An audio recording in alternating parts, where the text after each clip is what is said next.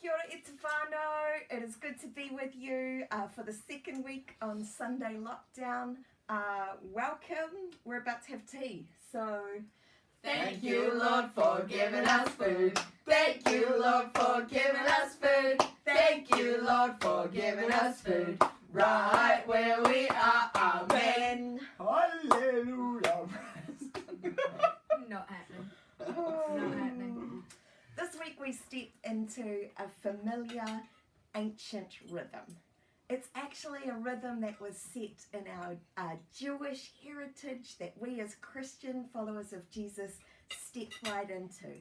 This is an unprecedented time for us, and we are facing things we never have before. And therefore, predictable known rhythms are even more important.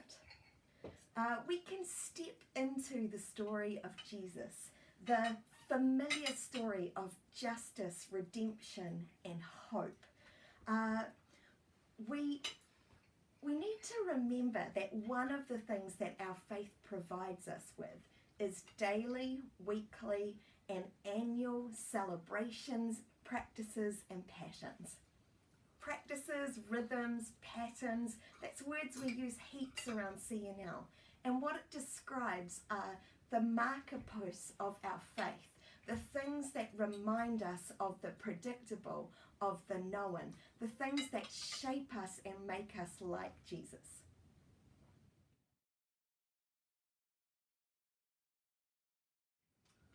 Jesus was the master of taking existing markers and rhythms, holidays and symbols that already existed, and attaching new meaning to them. And that's what we find happens here in the last week of his life. We step into Matthew chapter 26, and there we find in verse 17, on the first day of the festival of the unleavened bread, the disciples came to Jesus and asked, "Where do you want us to make preparations to go and eat the Passover?" Now, in Jewish history, every year the Passover festival was a feast, and it was a pilgrimage festival where all of the Jews scattered from wherever they were around the regions descended into Jerusalem for this week of feasting. And so Jesus steps into that space and he takes what was very familiar meals and patterns and prayers and songs and attaches new meaning to them.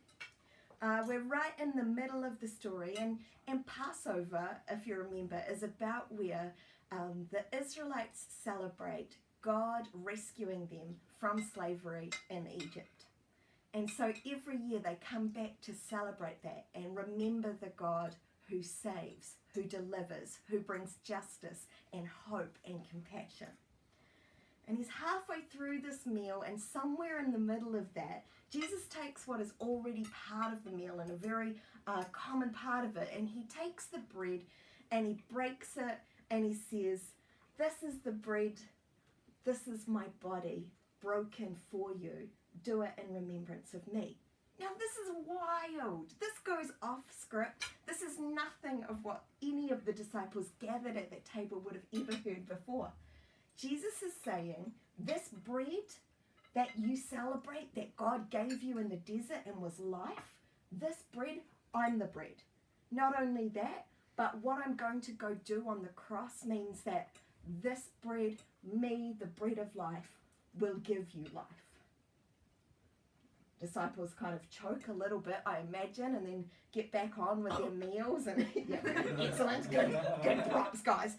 And then further on it says, and later on in the meal, Jesus again took the cup and he said, "This is the cup of my new covenant, made in my blood, poured out for you."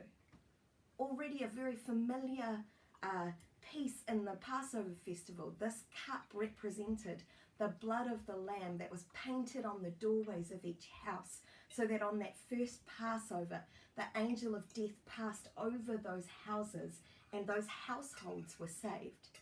And Jesus says, "I am the lamb. I am going to lay down my life, and my blood becomes the new relationship between humans and God. And now because of what I've done, you can have relationship and connection with God, right relationship and connection with one another, you can experience justice and compassion and hope in your own life, and you can be agents of that out into the world.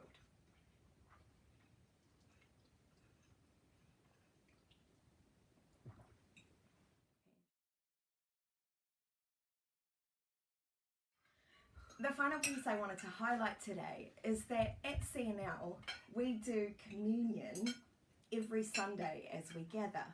And I noticed in reading it this week that when Jesus set this new pattern, this new gathering, he didn't go to the synagogue, to the big gathered church space to do it.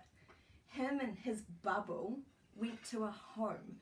And it's in that setting that Jesus said, whenever you eat bread, remember that I am your source, that I am life. Whenever you drink, remember me. Remember that my blood was shed for you, that you might know forgiveness and justice and compassion and the hope of God in your situation. And regardless of what happens in the future with our gatherings, this is a practice that we can strengthen now at home in our bubbles, whether that's with your household or whether that's with your social digital community of Jesus followers. These are patterns and practices you can put in place. God's story of redeeming and healing and delivering is handed out to bubbles all over our city. We are a dispersed group of Jesus followers who carry with us the hope of who Jesus is. Today, wherever you are, whatever you're doing, whatever space you are in, you are the dispersed bearers of good news. And this Easter, God is going to bring his message of deliverance and hope through you to the people around you. So the question you can start asking is, what is the good news that I've found in this pattern? And how are we good news to our neighbours?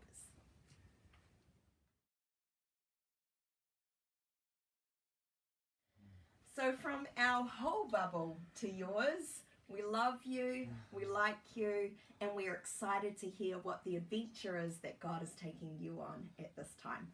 Yeah.